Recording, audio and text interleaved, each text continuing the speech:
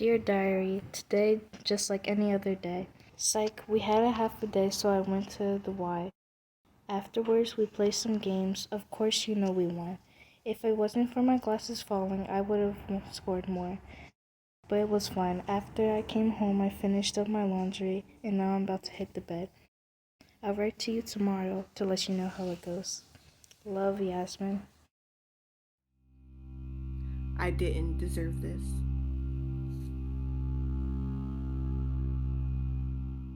While thousands peacefully sleep through the night in the tough city of Chicago, Illinois, Yasmin Acree just vanished.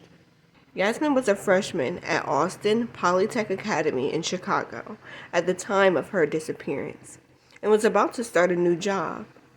So enthusiastic about life and had no history of runaway behavior. However, Yasmin, who was born in Kentucky, had a troubled past.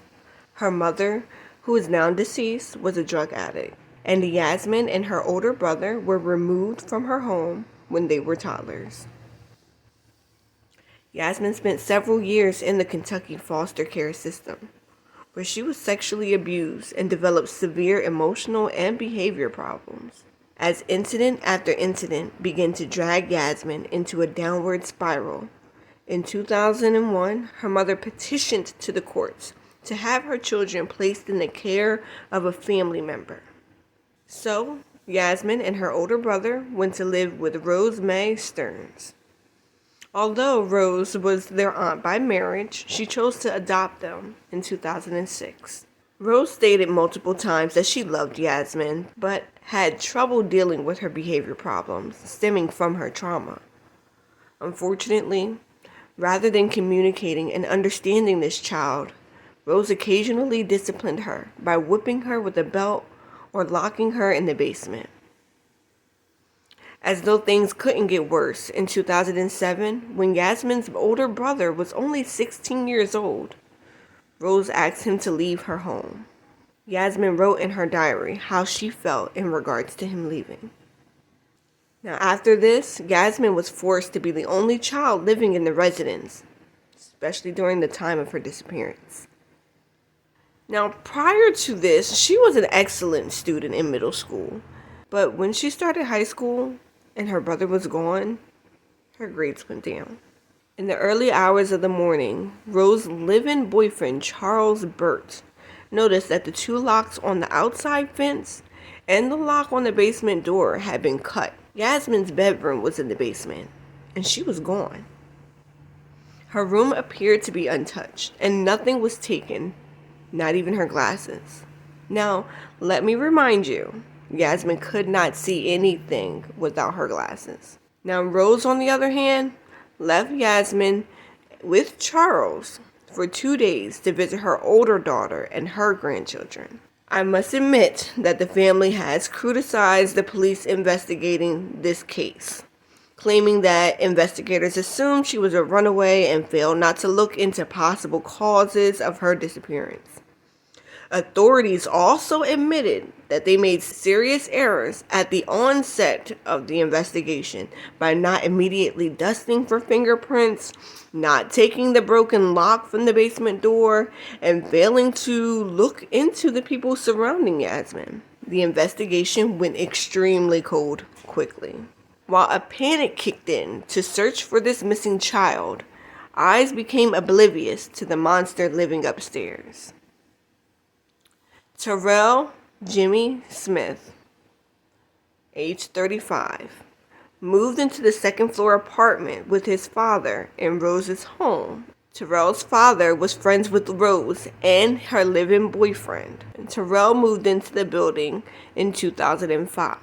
And this was after he was paroled from prison where he had been serving a sentence for attempted murder.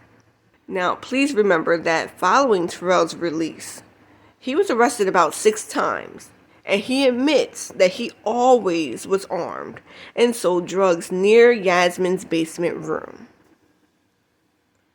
As Yasmin remained missing, Terrell's criminal activities escalated. And Rose, for some reason, didn't even tell the police that Terrell was living in her building until 2009. Terrell was arrested for other heinous crimes.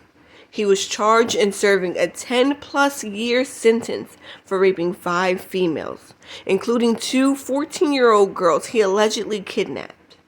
Now after that, he alleged his own involvement into Yasmin's case. But with no proof or body that was uncovered or released, it ended up being a cold case again, and this just led to more frustration for Yasmin's family. Now, despite revelations of police misconduct and Terrell's disturbing claims of knowing what happened to Yasmin, her case still remained unsolved to this day.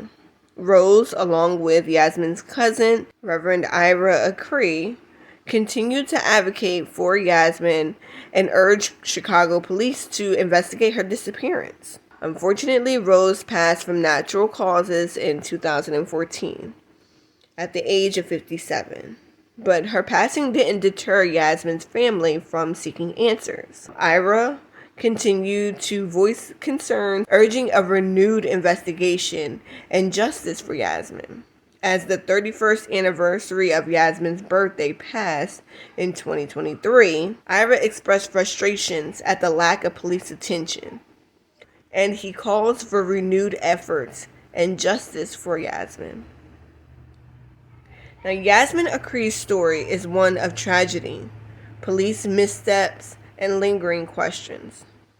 Despite the passage of time, her family continues to advocate for justice, hoping to uncover the truth about her disappearance and bring closure to this mystery. Yasmin's case remains unsolved, and foul play is suspected. Yasmin didn't deserve this.